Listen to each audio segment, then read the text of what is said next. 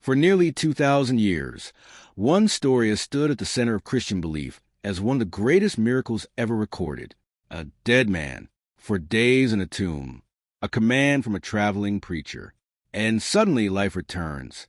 The story of Lazarus has been repeated so often that most people never stop to ask the most obvious question. What if Lazarus was never dead in the first place? What if the greatest resurrection before Jesus was actually something entirely different? Not a miracle of reversing death, but a carefully interpreted recovery from a condition ancient people could not understand. A condition capable of fooling witnesses, family members, religious leaders, and even experienced physicians. A condition that still confuses doctors today, because hidden beneath the familiar story is a series of details that become increasingly uncomfortable the closer we examine them. Details buried in the text, details overlooked by centuries of tradition, details that suggest Lazarus may have been alive the entire time. And if that's true, the implications are staggering.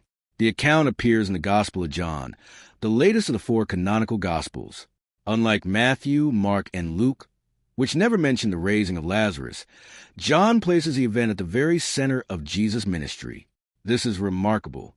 According to John, Lazarus' resurrection was one of the most dramatic miracles Jesus ever performed. Crowds witnessed it. Religious authorities heard about it. The event supposedly triggered the final conspiracy that led to Jesus' arrest and execution. Yet the earlier Gospels are completely silent. No mention, no reference, no hint. If a man truly emerged alive after spending 4 days dead in a tomb, why do the earliest Christian accounts fail to mention it? This silence has puzzled scholars for generations. But there's another puzzle even more difficult to explain: the timing. According to John, Jesus receives word that Lazarus is gravely ill. The message is urgent. The family expects immediate help. Yet Jesus deliberately waits. Not hours, days. The gospel openly admits this. Instead of rushing to save his friend, Jesus remains where he is. Only after waiting does he begin the journey. By the time he arrives, Lazarus has already been entombed for 4 days. This detail has always been interpreted as proof of a greater miracle. The longer Lazarus remains dead, the more impressive the resurrection becomes. But what if the delay served another purpose?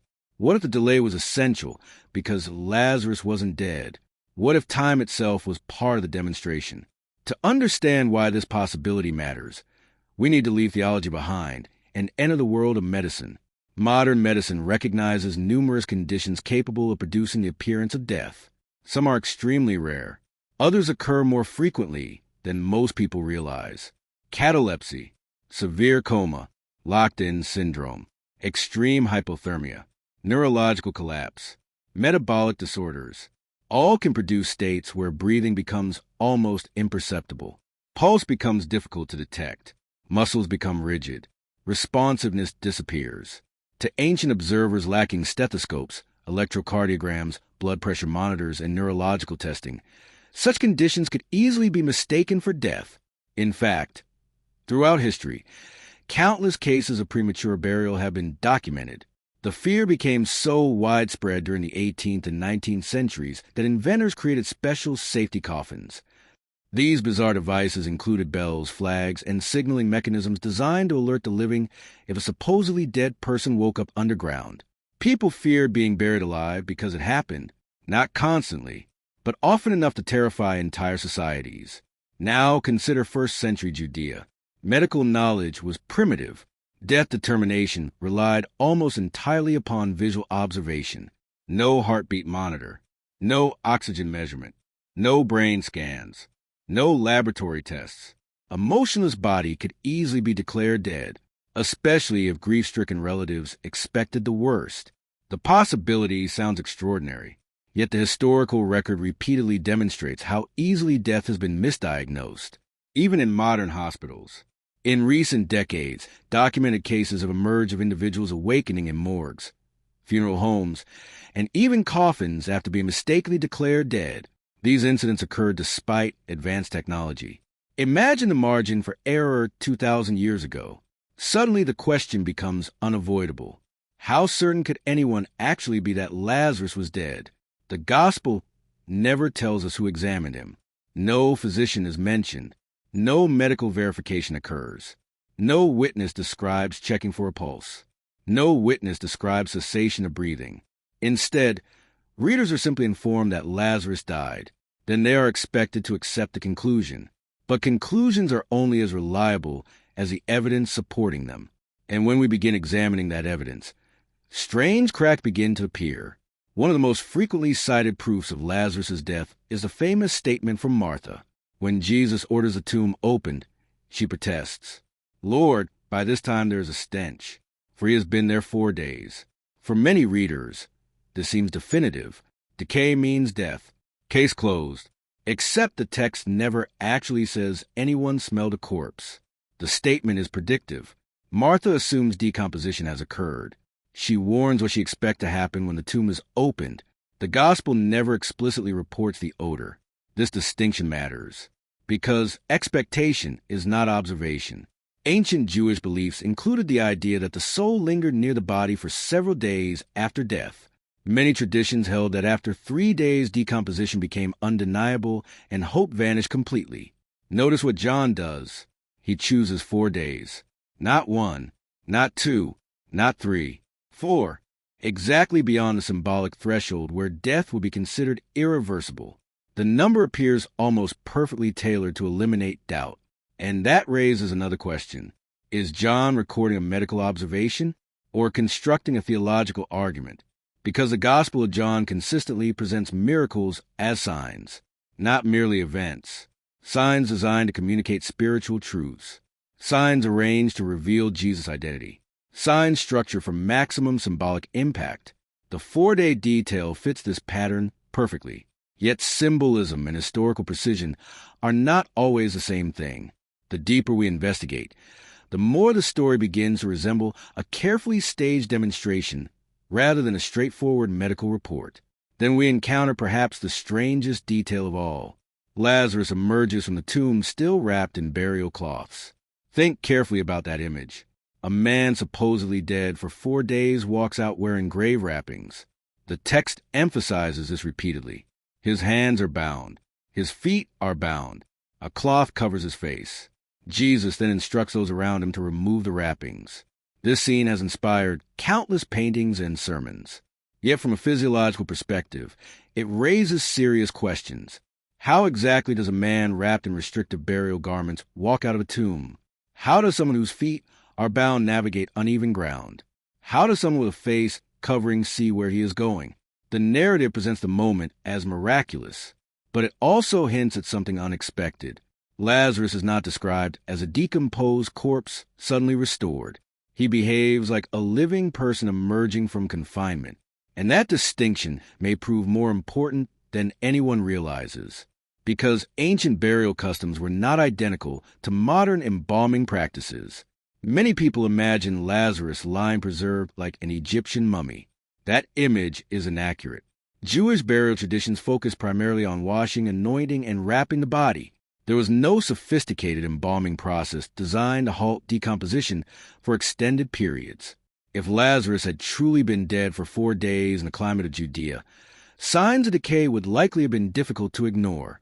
Yet the gospel offers no description whatsoever. No damaged tissue. No discoloration. No restoration of decomposed flesh. No witnesses expressing horror at a corpse returning to life. Nothing.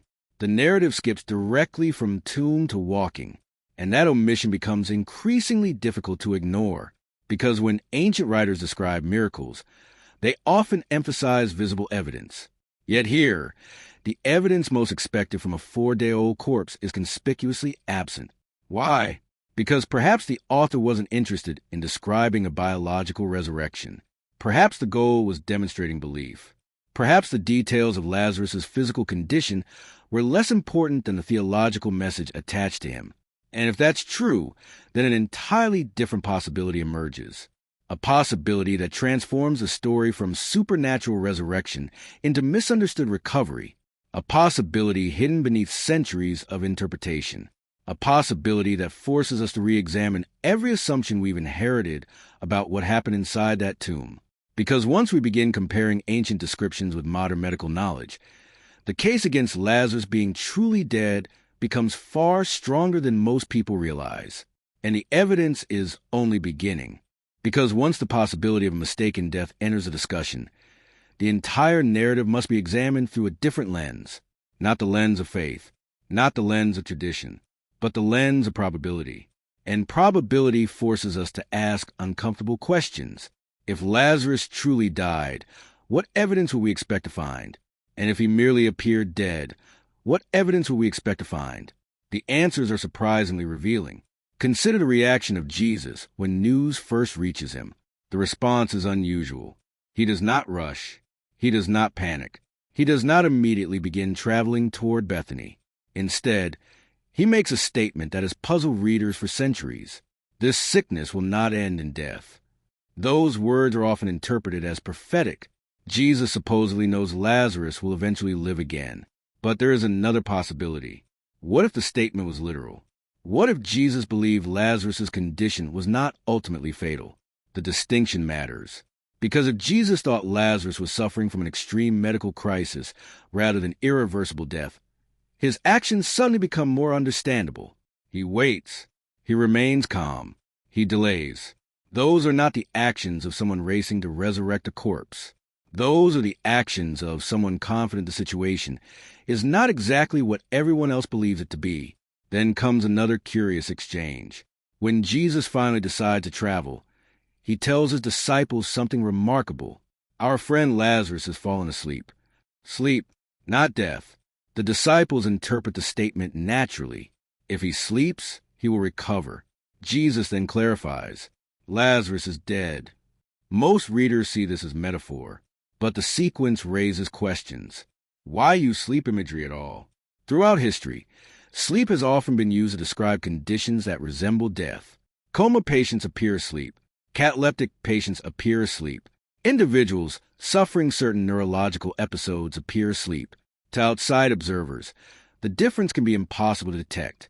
Could John's account be preserving an earlier tradition in which Lazarus existed somewhere between life and death, a condition misunderstood by witnesses, and later interpreted through theological language? The possibility becomes even more intriguing when we examine catalepsy itself.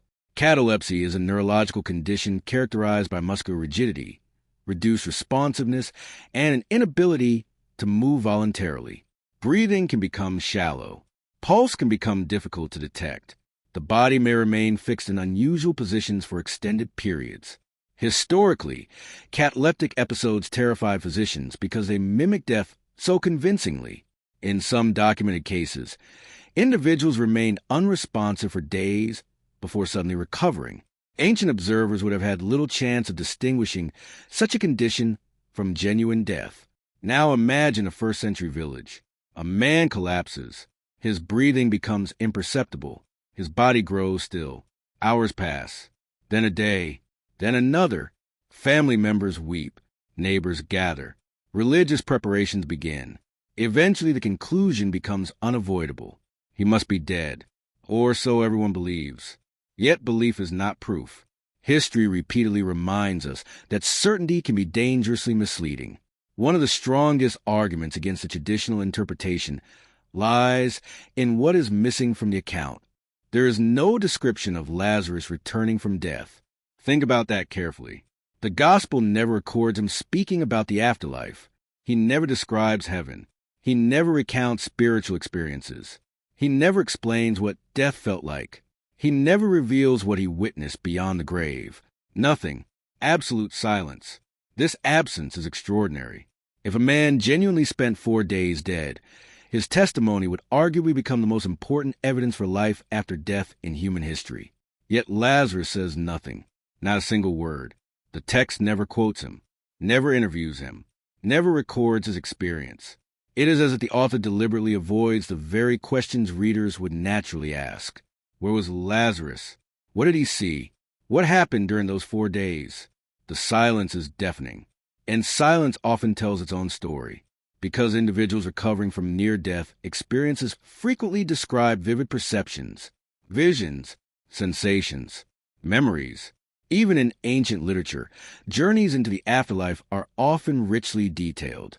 Yet Lazarus remained strangely mute, perhaps because there was nothing to report, perhaps because he never crossed the threshold of death at all. Then there's the issue of physical deterioration. Modern forensic science provides a useful framework. Following death, the body begins undergoing predictable changes. Temperature drops, blood settles, rigor mortis develops, cells begin breaking down. Bacterial activity accelerates decomposition. These processes do not wait for permission. They begin almost immediately. The exact timeline varies according to climate and environment, but 4 days is a significant period, especially in the ancient Near East. If Lazarus had truly died and remained in a tomb for 4 days, one would expect visible signs. Yet the gospel presents none. No observers recoil in horror. No one comments on damaged tissue. No one witnesses a corpse gradually restoring itself. The moment is described almost casually. The stone is removed. Jesus calls. Lazarus walks out. The physical reality of decomposition seems strangely absent, and that absence becomes increasingly difficult to reconcile with the traditional narrative, unless Lazarus never reached the stage of decomposition at all. The location of the tomb presents another fascinating clue. Many readers imagine a sealed environment similar to a modern grave, but first-century Jewish tombs were often rock-cut chambers. These spaces vary considerably in construction. Ventilation could occur. Air could circulate. Temperatures fluctuated. If Lazarus remained alive but unconscious, survival becomes far less impossible than many assume. Was it likely? No. Was it impossible? Also no. Medical literature contains astonishing examples of human endurance. People trapped beneath rubble. Individuals surviving extended periods without food. Patients awakening after prolonged unconsciousness. The human body is capable of extraordinary resilience. Ancient witnesses lacking medical knowledge could easily interpret an unexpected recovery as supernatural intervention, especially if it occurred in a religious setting, especially if a revered spiritual teacher was present, especially if expectations were already shaped by belief. This brings us to a crucial psychological factor: expectation. Modern research consistently demonstrates the power of expectation on perception. People do not simply see events. They interpret them. They filter them through existing beliefs. Witnesses observing an astonishing recovery might describe it differently depending on what they already believed. Some might see medicine. Others might see coincidence. Others might see divine intervention. The same event can produce radically different interpretations. And first-century Judea was a world saturated with expectations of miracles, prophets, and divine signs. In such an environment, interpretation becomes inseparable from observation. This does not mean witnesses were dishonest. Far from it. People can sincerely report exactly what they believe they witnessed, while still misunderstanding the underlying cause. History provides countless examples. Eclipses interpreted as omens. Disease attributed to spirits. Natural phenomena described as supernatural acts. The witnesses are not necessarily lying. They simply lack information. And information changes everything. The more we analyze the Lazarus narrative, the more it resembles a collision between sincere observation and limited medical understanding. Then we encounter one of the most overlooked facts in the entire story. John's Gospel was written decades after the events it describes. Most scholars place its composition near the end of the first century. That means the story reaches us through a significant gap of time. Memories evolve. Traditions develop. Narratives become refined. Details acquire symbolic meaning. This is not controversial. It happens in every culture. Stories grow. Legends crystallize. Communities shape memories around theological priorities. By the time John's account emerges, the Christian movement is already deeply engaged in debates about Jesus' identity. The gospel repeatedly emphasizes signs proving his divine authority. Water becomes wine. The blind receive sight. The dead are raised. Each miracle serves a larger purpose. Each sign supports a theological claim. The raising of Lazarus appears immediately before the final journey toward Jerusalem. Narratively, it functions as the ultimate proof, the ultimate sign, the ultimate demonstration of authority over death. And because it serves such an important theological role, historians must ask the difficult question: Was the story preserved because it happened exactly as described, or was it preserved because of what it symbolized? Those possibilities are not identical. A real recovery could have evolved into a resurrection narrative over decades of retelling. An extraordinary survival could have become a miracle. A medical mystery could have become a theological certainty. History is filled with similar transformations.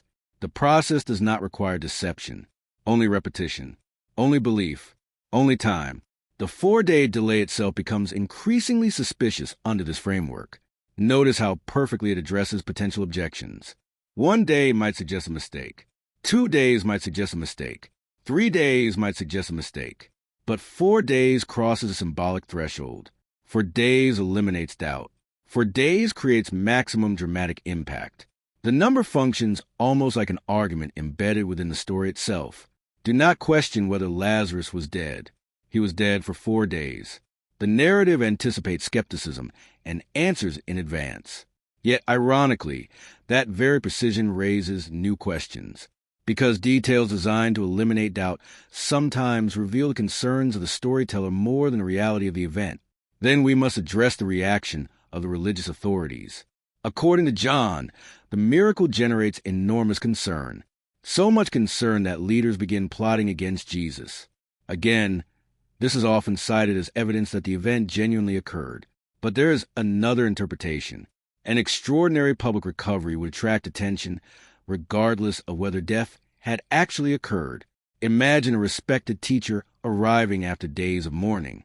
Imagine a supposedly dead man emerging alive. Crowds would gather. Rumors would spread.